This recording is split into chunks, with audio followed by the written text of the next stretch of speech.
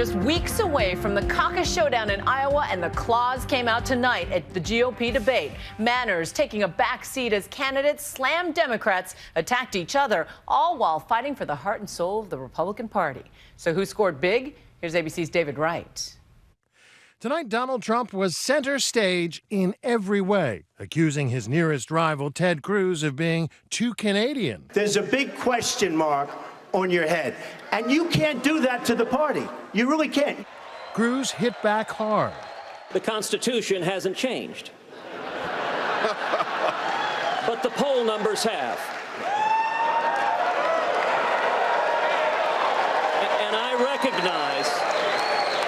recognize that Donald is dismayed that his poll numbers are falling in Iowa.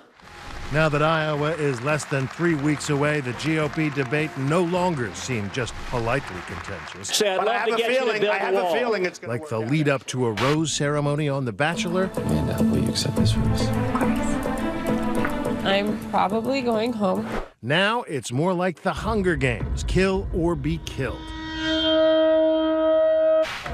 Ahead of this debate, Cruz swore it wouldn't come to this. A lot of folks in the media would love to see Donald and me get in a giant food fight, and I'm certainly not going to engage in that. I hope Donald won't either. But tonight, there he was accusing Trump of having New York values. Everyone understands that the values in New York City are socially liberal or pro-abortion or pro-gay marriage, focus around money and the media. Not a lot of conservatives come out of Manhattan. I'm just saying. Conservatives actually do come out of Manhattan, including William F. Buckley and others, just so you understand. And just so, if I could, because he insulted a lot of people. Trump accused Cruz of being a Canadian. Out on the campaign trail, Trump has been goading Cruz about whether Cruz, who was born in Canada, is actually eligible to run for president. He was actually a citizen of Canada until 15 months ago, which a lot of people don't understand. And that's a big problem. Cruz was born in Calgary, Alberta, to a Cuban father and an American mother, but he renounced his Canadian citizenship in 2014. He insists he's American through and through. You're one of us, my man. That's why we're voting for you. Exhibit A, this new endorsement ad from the Duck Dynasty patriarch. My qualifications for President of the United States are rather narrow. Is he or she godly? Does he or she love us? Can he or she do the job? And finally, would they kill a duck and put him in a pot and make him a good duck gumbo? Ted Cruz is my man. He fits the bill. At town halls in Iowa, Cruz has dismissed the citizenship controversy as a sideshow. I have never breathed a breath of air on this planet when I was not a U.S. citizen. I choose him as my vice presidential candidate, and the Democrats sue because we can't take him along for the ride. I don't like that, okay? Donald, you very kindly just a moment ago offered me the VP slot. I'll tell you what. If this all works out, I'm happy to consider naming you as VP. Tonight, Cruz also took fire on this story. The New York Times broke last night, revealing that Cruz and his wife failed to disclose massive loans to his Senate campaign from Goldman Sachs and Citibank, even as Cruz has railed against Wall Street out on the stump. The federal government has bailed out Wall Street, but somehow seems to abandon Main Street. Cruz dismissed the Times story as a smear. And yes, I made a paperwork error disclosing it on one piece of paper instead of the other. Jeb Bush, who once stood toe-to-toe with Trump, tonight urged him to consider changing his mind on banning Muslim immigrants. I hope you reconsider this, because this policy is a policy that makes it impossible to build the coalition necessary to take out ISIS. Bush is still among the best-funded candidates, raising millions from the Bush political machine.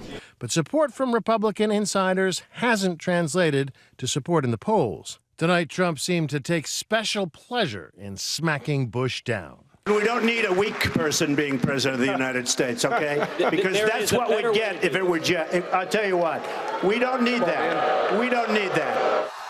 His supporters love that about him, the way he takes on anyone who stands in his way.